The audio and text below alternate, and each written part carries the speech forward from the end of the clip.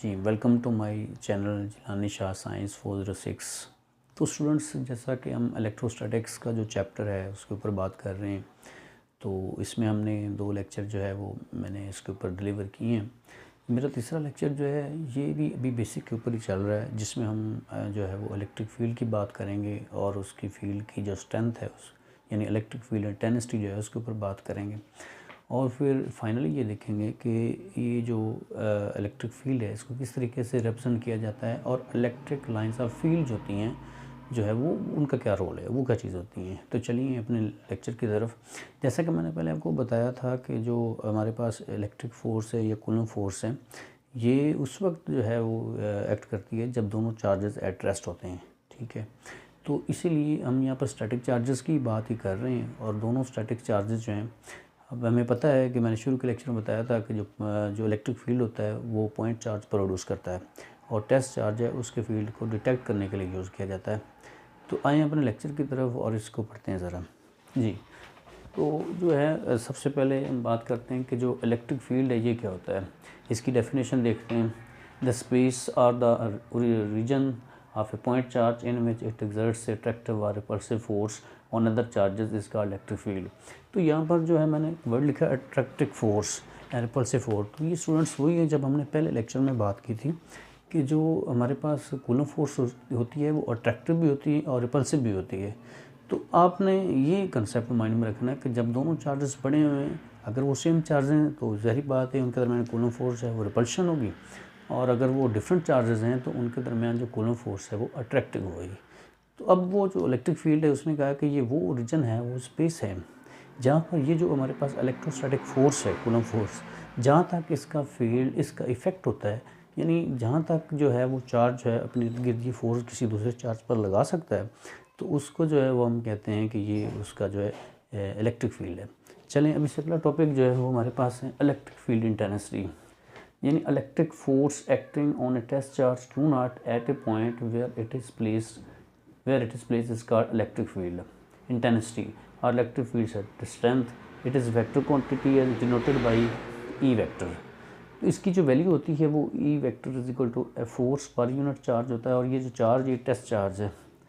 अब हमें पता है ये जो कूलम फोर्स की वैल्यू क्या होती है, तो मैंने इसको पुट किया इस फार्मूले में और Q नॉट चार्ज को कैंसिल कर रहा है, तो यहाँ पर हमारे पास Q चार्ज आ गया। अब चूँकि इसका फार्मूला होता है फोर्स पर यूनिट चार्ज, तो ये जो हमारे पास फोर्स इसकी यूनिट होती है न्यूटन, और चार्ज जो है चूँकि ये डिनोमिनेटर में आ रहा है तो पर कूलम बन जाएगा। अगर हम इसको वेक्टर फॉर्म में लिखते हैं तो इसके साथ हम यूनिट वेक्टर लिख देंगे, तो इसकी वेक्टर फॉर्म बन गई। अब देखते हैं कि हमारे पास ये जो इलेक्ट्रिक लाइंस ऑफ फोर्स हैं ये क्या होती हैं। इलेक्ट्रिक फील्ड लाइंस, इसको बाद इलेक्ट्रिक लाइंस ऑफ फोर्स भी बोलते हैं, यानी जो हमारे पास इलेक्ट्रिक फोर्स होती हैं वो उनकी लाइंस हैं। ठीक है, बहरहाल लेकिन अभी हम इलेक्ट्रिक फील्ड लाइंस के ऊपर फोकस करेंगे। नेक्स्ट जो हमारा लेक्चर होगा उसमें इसके ऊपर बात करूँगा। तो these lines represent the direction of the electric force in a field of charge or measure line on which test charge move। तो असल में ये जो लाइंस हैं वही बात जो पहले वाली मैंने की थी कि ये जो इलेक्ट्रिक लाइंस हैं ये वो जो इलेक्ट्रिक फोर्स है यानी कूलम फोर्स जो है उसकी डायरेक्शन को शो करती हैं। मतलब ये जिस डायरेक्शन में ये लाइंस होगी उसी डायरेक्शन में जो है वो इलेक्ट्रोस्टैटिक फोर्स जो है या कूलम फोर्स जो है वो एक्ट करेगी। तो मींस कि ये उस फोर्स को रिप्रेजेंट करने का एक जो है वो मेथड है। अच्छा, अब इसकी प्रॉपर्टीज़ क्या हैं।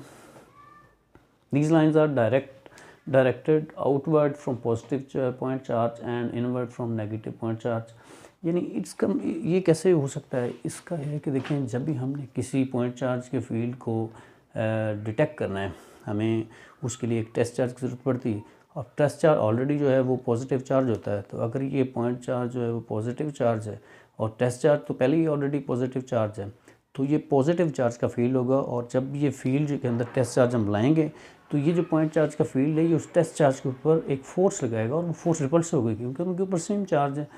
तो अगर ये एक नेगेटिव पॉइंट चार्ज है उसका फील्ड है, तो उसमें जब ये टेस्ट चार्ज लाएंगे तो ये उसको अट्रैक्ट करेगा। तो इसलिए ये अगर हम एक पॉजिटिव चार्ज की बात करते हैं तो उसका जो फील्ड होगा वो आउटवर्ड हो गया, क्योंकि टेस्ट चार्ज के ऊपर रिपल्सिव फोर्स लगेगा तो वो आउटवर्ड डायरेक्शन में रेडियली यानी रेडियस वाइज जो है उसको हम शो करेंगे। ठीक है, यानी उसके सेंटर से जो है ये लाइन जो है आउटवर्ड मूव करेंगी, और अगर ये नेगेटिव चार्ज है तो ये इनवर्ड शो होगी क्योंकि उस टेस्ट चार्ज को अट्रैक्ट करेगा। चलें आगे चलते हैं। ये मैंने रिप्रेजेंट किया हुआ है, ये जो हमारे पास पॉइंट चार्ज है ये पॉजिटिव है और ये पॉइंट चार्ज नेगेटिव है, तो इसकी जो लाइंस हैं वो इसके इनवर्ड हैं और ये जो है ये आउटवर्ड है। अच्छा, अब अगर हमारे पास सेम चार्ज है, जैसे ये भी पॉजिटिव चार्ज ये भी पॉजिटिव चार्ज, तो आपको पता है कि इसकी जो लाइंस हैं इन दोनों को क्रॉस करेंगे तो ये इनमें रिपल्शन होगी, तो इसलिए इनकी जो ये जो इलेक्ट्रिक लाइंस हैं ये जो है वो एक दूसरे से रिपल होना शुरू हो जाएंगी और अपोजिट डायरेक्शन में यानी पीछे हटना शुरू हो जाएंगी। अब इसकी अगली जो प्रॉपर्टी है वो है कि इलेक्ट्रोलाइंस बिटवीन अनलाइक चार्जेस, इसको देखते हैं सर हम। यानी हम देखें हमारे पास दो डिफरेंट चार्ज है, जैसे ये प्लस क्यू चार्ज है, ये नेगेटिव पॉइंट चार्ज है, ये पॉजिटिव है, तो इसमें ज़री बात है कि दो डिफरेंट चार्जेस हैं, तो इनमें जो इलेक्ट्रोस्टैटिक फोर्स होगी वो अट्रैक्शन की होगी, तो इसलिए इससे जो लाइन निकलेंगी वो आउटवर्ड होंगी क्योंकि ये पॉजिटिव चार्ज है और ये नेगेटिव चार्ज है, तो ये जो लाइंस हैं ये पॉजिटिव से नेगेटिव की तरफ मूव करेंगी। उसकी रीज़न मैं आपको बता चुका हूँ, क्योंकि पॉजिटिव चार्ज का जो फील्ड होता है पॉइंट चार्ज का वो आउटवर्ड होता है और नेगेटिव चार्ज का जो फील्ड होता है वो इनवर्ड होता है। तो इस तरीके से जो है ये एक जो है इलेक्ट्रिक जो फील्ड है उसकी शेप बनेगी। अच्छा, these line start from the positive charge and and on the negative charge, ये हमने शेप में पढ़ लिया है। अब इसकी प्रॉपर्टी क्या है कि tangent at any point on these lines show the direction of electric field.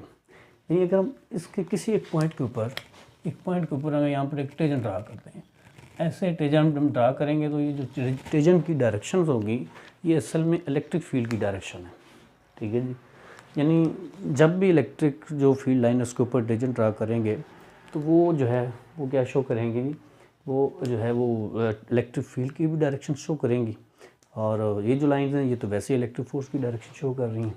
इससे आगे देखें, lines are parallel and equally spaced uniform electric field and are non parallel and non uniform. यानी जब एक यूनिफॉर्म हर जगह सेम है, यानी अगर एक पॉइंट चार्ज पड़ा हुआ है उसका पूरे कमरे में जिस जगह पर भी वो चार्ज पड़ा हुआ है उसका यूनिफॉर्म है, बिल्कुल हर जगह हर पॉइंट के ऊपर जो है वेक्टर फील्ड की वैल्यू सेम आ रही है, तो उसकी जो लाइंस होंगी वो सारी पैरेलल होंगी और इक्वल स्पेस, यानी उन लाइंस के दरमियान जो सेपरेशन होगी वो इक्वल होगी।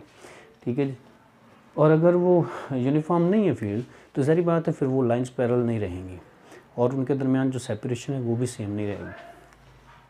अब लेकिन in stronger electric field the lines are closer and are at rest for and are at fair part in weaker field. यानी अगर ये जो इलेक्ट्रिक लाइंस हैं ये फील्ड्स की लाइन एक दूसरे के वेरी क्लोज हैं तो हम ये अंडरस्टूड है कि ये फील्ड बहुत स्ट्रॉन्ग होगा, इसमें चार्ज की एनर्जी जो है वो काफ़ी होगी क्योंकि वो स्ट्रॉन्ग फील्ड में पड़ा है।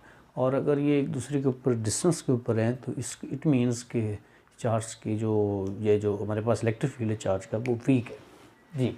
These lines never intersect each other, और ये हमें पता है कि जब भी हम हमने जितना भी फील्ड देखे हैं इसमें पढ़ लें, ये जो लाइंस हैं पॉजिटिव चार्ज की ये नेगेटिव चार्ज की ये इंटरसेक्ट नहीं करेंगे दूसरे को, इसकी भी जो है वो एक सीधी स्ट्रेट डायरेक्शन में जा रही हैं, डिफरेंट डायरेक्शन में शो हो रही हैं, लेकिन ये इंटरसेक्ट नहीं करेंगी क्योंकि ये पैरेलल है। तो ये एक जो है छोटा सा मैंने इसके बारे में लेक्चर दिया, छोटा सा था ये टॉपिक हमारा, तो इसके बारे में जो है वो अगर कोई क्वेश्चंस हो तो उसको कमेंट में लाजमी करें। और सबसे इम्पोर्टेंट बात कि अगर आपको ये मेरा लेक्चर अच्छा लगता है तो प्लीज़ सब्सक्राइब कर दें और इसको लाइक कर दें। Thank you very much.